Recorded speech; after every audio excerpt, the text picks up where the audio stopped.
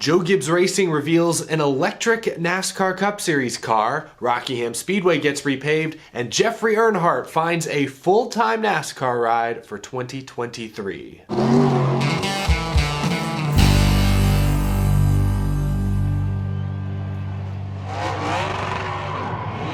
How's it going, y'all? My name is Eric. Welcome to Out of the Groove. Before we get to the latest NASCAR news, I just want to say a quick thank you to everyone. Last night we hit 200,000 subscribers. Truly unbelievable. I have all of you to thank for helping us reach this milestone. I really appreciate the kind words, the very supportive comments you guys have left all across my social medias the past 24 hours. It makes me emotional. I don't feel like I'm a very emotional guy, and on this show I'm usually straight to the point. We're just talking racing. But yesterday I was moved by many of your very kind comments. So I just wanted to say thank you to everyone. Let's keep this train a-rolling. I've got some big plans for next year, including perhaps a new show on the channel. I think many of you will enjoy. I'll have more information hopefully soon on that, but thank you all so much. Let's get to the news. First up, Rockingham Speedway. The Rock has been repaved. They speed ran this process. They posted this photo just like a week ago, December 5th. I guess at this point the whole outside lane was mostly repaved, but now, December 13th, the track has been fully repaved. There's a look at it, posted to their Twitter account. Exciting news for Rockingham Speedway fans. Again, the reason this is happening is because the North Carolina state government decided to give Rockingham Speedway, North Wilkesboro Speedway, and even Charlotte Motor Speedway millions of dollars to make renovations. Wilkesboro, as we've discussed, has put that money to good use. They've got the NASCAR All-Star race coming to town in just 6 months. Now Rockingham is making some serious investments into their facility. The difference, though, between Rockingham Speedway and North Wilkesboro Speedway is a plan, or in Rockingham's case, what seems to be a lack thereof. Like Wilkesboro, and I know their plans have changed and evolved, they were gonna run dirt races, those got canceled. I know their plans have been kind of iffy, but they had the whole racetrack revival initiative. I've been looking around and I'm not really sure what Rockingham's plan truly is. Back in October, the VP of Operations, Justin Jones, said, quote, "My goal when I first took this position was to rebuild the foundation of Rockingham in hopes of inserting Rockingham back into the foundation of NASCAR." That sounds great, but as of right now at least, I don't feel like Rockingham is very close to landing back on the NASCAR Cup, Xfinity, or even Truck Series calendar. Maybe I'll be proven wrong. Repaving the facility is a great step in the right direction, but you saw in those photos, they don't even have safer barrier walls. Millions more dollars of investment will need to go into that facility to attract any major NASCAR series in the near future, and unlike North Wilkesboro, which is owned by Speedway Motorsports, SMI, who already has a huge relationship with NASCAR, Rockingham is kind of on an island. They're independently owned, they're not part of the SMI or ISC family, so I fear they're the odd one out. Wilkesboro's recent renovations may also be working against them, because if you're NASCAR, I know you have a lot of fans in North Carolina. That is in many ways your home base there in Daytona. But is there enough fan support to justify having 3 different tracks in North Carolina? I'm not so sure. 20 years ago, absolutely. Now, maybe, maybe not. I don't know. Let me know down in the comments what you think. This is exciting. Rockingham getting some much needed renovations. Hopefully they're able to land some major racing series and events in the near future. But will NASCAR ever return to The Rock? I don't know. I think that's still very much up in the air. Next story. Yesterday, Joe Gibbs Racing kind of broke the internet. They posted a short video of an electric Toyota Camry stock car being used for pit stop practice.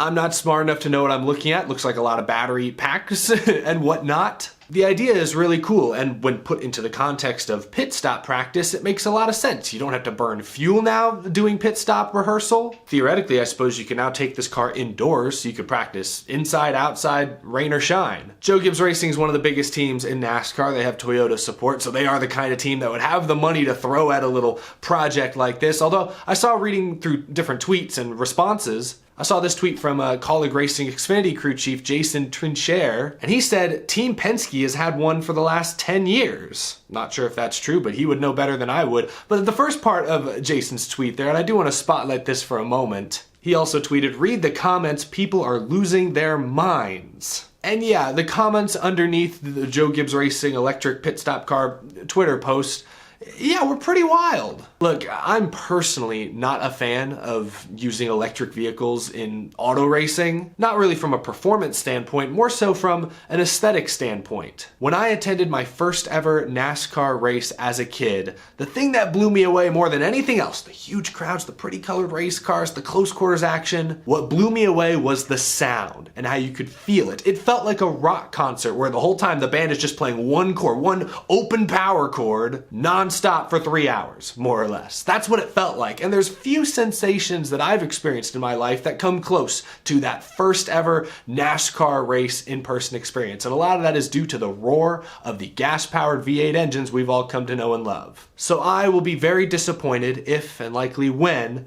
those engines go away. But I still love auto racing, and I think I'll still enjoy watching close quarters beating and banging NASCAR action no matter what exactly is under the hood. I understand not every fan feels the same way, but fans who are expressing their anger towards Joe Gibbs Racing or towards NASCAR, to me, are putting their anger in the wrong place. NASCAR and the teams in this case are just doing what they have to survive. I drove to McDonald's this morning in my neighborhood to go get some breakfast, and I drove past 2 electric Ford Mustangs. Just about every major car company in the world is pushing towards electric vehicles. NASCAR and many of the teams rely heavily on funding from manufacturers like Ford, Chevy, Toyota. So more than likely there will come a point in the future where if the teams want to continue getting that support from the manufacturers, they're gonna have to do what the manufacturer wants. And I don't think these manufacturers are gonna want to continue building, funding, developing V8 gas-powered engines if all their street cars are battery powered.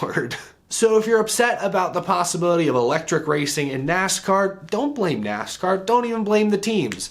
Blame Ford, blame Chevy, blame the auto industry by and large. The teams are just trying to adapt so they don't die. That's the way I see it, at least. But either way, this pit stop car, not going to race next year. Probably not the year after that or the year after that. This is purely a prototype, if you will, designed for pit stop practice at the shop and pit stop practice only. So don't overreact in the comments. We're not going to get electric Cup Series racing in the near future. Just an interesting clip that got a lot of people talking and in many cases shouting on social media the past 24 hours. So I wanted to talk about it briefly on the show. Next up, let's talk a little NASCAR silly season. Most of our Cup Series questions have been answered at this point. There are a few still remaining, like Petty GMS put this tweet out today. What number do you think Jimmy Johnson is going to race next year? Alex Bowman has already said he's not giving up the 48. I wouldn't expect Hendrick to do that either.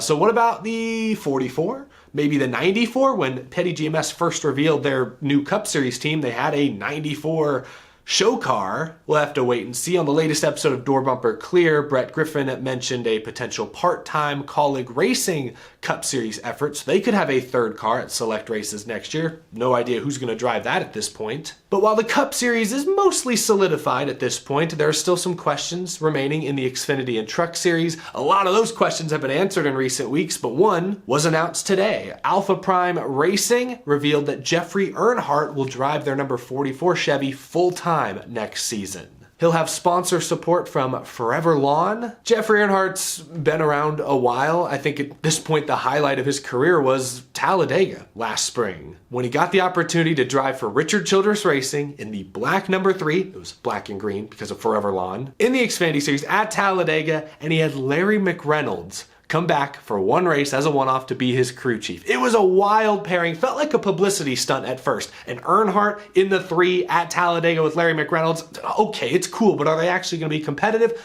Heck yeah, they were! Jeffrey Earnhardt ran up front all day, made a heck of a push there in the closing laps, finished second. Oh, everyone was pulling for him there. A great moment. I wish we could have gotten a little more of that over the course of the season, but not happy Jeffrey Earnhardt's going to be in the Xfinity Series. He's a familiar face, a familiar name, of course. He's going to drive the 44 car. Now, Tommy Joe Martins and Alpha Prime Racing are making some big moves, it appears, heading into year 2. Bob Pockers of Fox Sports tweeted, would expect at least 3 cars at Alpha Prime. Jeffrey Earnhardt in the number 44 car, Sage Karam and Ryan Ellis, already announced to have part-time schedules, would think Stephen Parsons gets races there. Team also would like to get Raja Karuth in some races.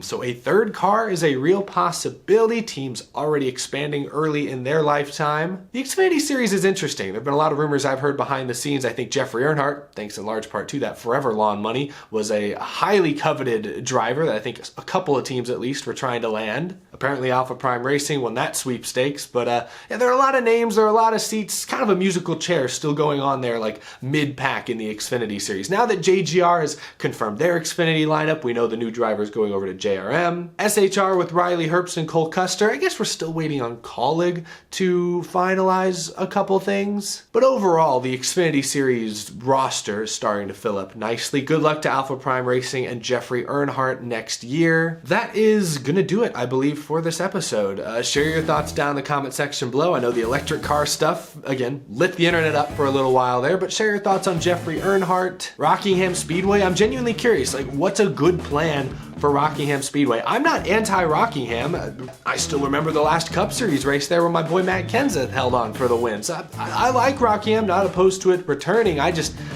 failed to see a clear path for the Rock. It just feels like there are a lot of obstacles standing in its way, but I mean, the track's repaved. It looks clean, looks newer, looks a little nicer. I don't know, share your thoughts, share your ideas down in the comment section below. That's gonna do it for this episode. Thank you so much for watching. If you're new to the channel, be sure to hit that subscribe button. Here's to the next 200,000 subscribers. But thank you so much for the support, and thank you as always to my Patreon supporters for going above and beyond to keep this show growing. Wouldn't be here without you guys. Thank you so much. I will see you all again very, very soon. I've been working on a ton of projects outside of the studio the past few weeks. Hopefully very soon I'll be able to share some of those with you guys. Thanks for the support. I'll see you in the next episode. Take it easy, y'all.